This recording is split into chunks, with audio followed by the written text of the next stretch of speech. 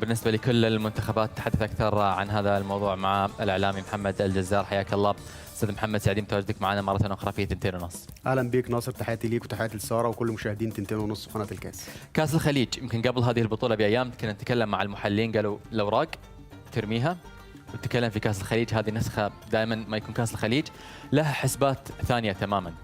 يعني اللي كنا نتكلم عنه قبل البطولة الصراحة الكل توقع قطر الإمارات أنها تكون في نصف النهائي على الأقل.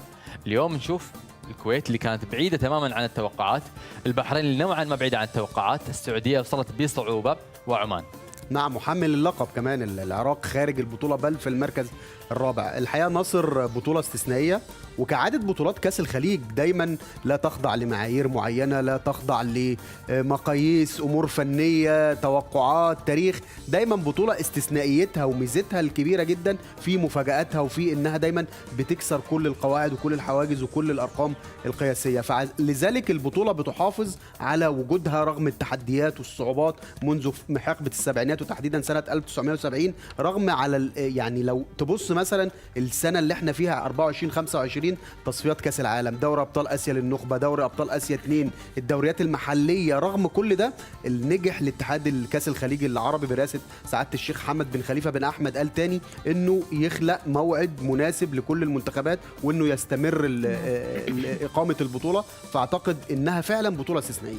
طبعا محمد ذكرت انه في عناصر مفاجئه ظهرت في هاي البطوله، شو المفاجآت اللي شفناها وشو الظواهر اللي بالنسبه لك كانت مختلفه بهاي النسخه عن النسخ السابقه؟ اعتقد زي ما قال ناصر يا ساره، خروج الفرق المرشحه بشكل كبير جدا. لما بنتكلم في المجموعه الاولى المنتخب القطري بطل اسيا مرتين بيودع المنافسات من دور المجموعات في واحده من اقوى المفاجآت. كذلك المنتخب الاماراتي بعد التطور الكبير ليه ونتائجه الجيده الى حد كبير في التصفيات الاسيويه بيودع منافسات البطوله ايضا من الدور الاول. تتحدث في نفس المجموعه المنتخب الكويتي اللي كان بعيد عن المشهد تماما في الفتره الماضيه ويمكن بقاله 11 سنه لم يتمكن اصلا من التاهل لنصف النهائي، بينجح في استغلال عامل الارض والجمهور وبيقدم صوره مغايره تماما عن التي كان عليها في السابق ويستطيع التاهل الى الدور نصف النهائي. كذلك على صعيد المجموعه الثانيه لو تحدثنا عن المنتخب العراقي حامل اللقب وفريق مع كساس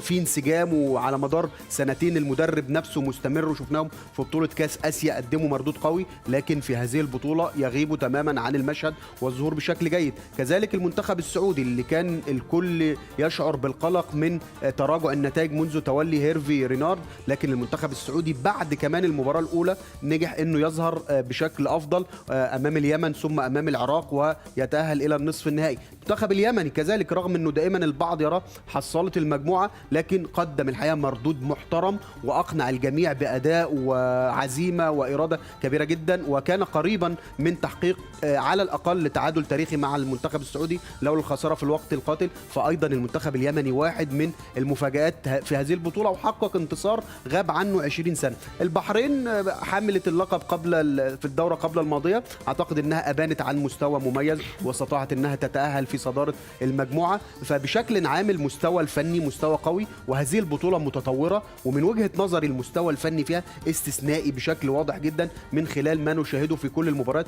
الاثاره حاضره ناصر وساره من المباراه الاولى.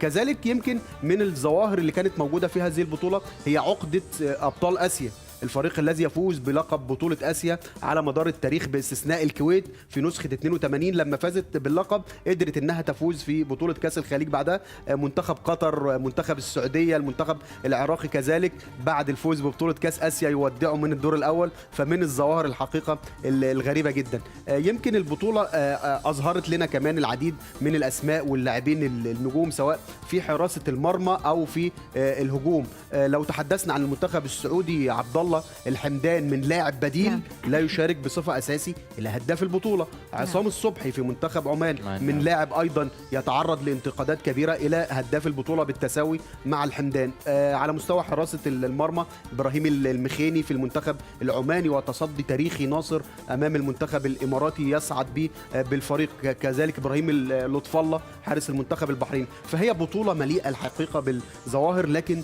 تبقى واحده من الظواهر الحقيقه اللي لازم نتحدث نتحدث عنها ونتكلم عنها، هي ظاهرة اللحمة الخليجية الواضحة في دعم السعودية لاستضافة النسخة المقبلة من بطولة كأس آسيا، من بطولة كأس الخليج خليجي 27، رغم أن الدور كان على الإمارات ومن بعدها سلطنة عمان، لكن الكل ارتأى ضرورة دعم السعودية كواحدة من العناصر المهمة في الخليج وفي الاتحاد الخليجي، أنها تستعد بقوة لاستضافة كأس آسيا 2027. هي صحيح هتنظم بطولة كأس آسيا للناشئين تحت 17 سنة، لكن لما تنظم أيضا بطولة كأس الخليج قبل البطولة بسنة في 2026 هتكون بروفة جيدة. فالحقيقة هذه لفتة جميلة من كل الاتحادات الخليجية المنضوية تحت مظلة الاتحاد كأس الخليج العربي لكرة القدم. خصوصا يعني لما نتكلم احنا اليوم عن التطور السياحي الكبير اللي تشهده المملكة العربية السعودية، لأنه دائما ما يكون في كأس الخليج الصراحة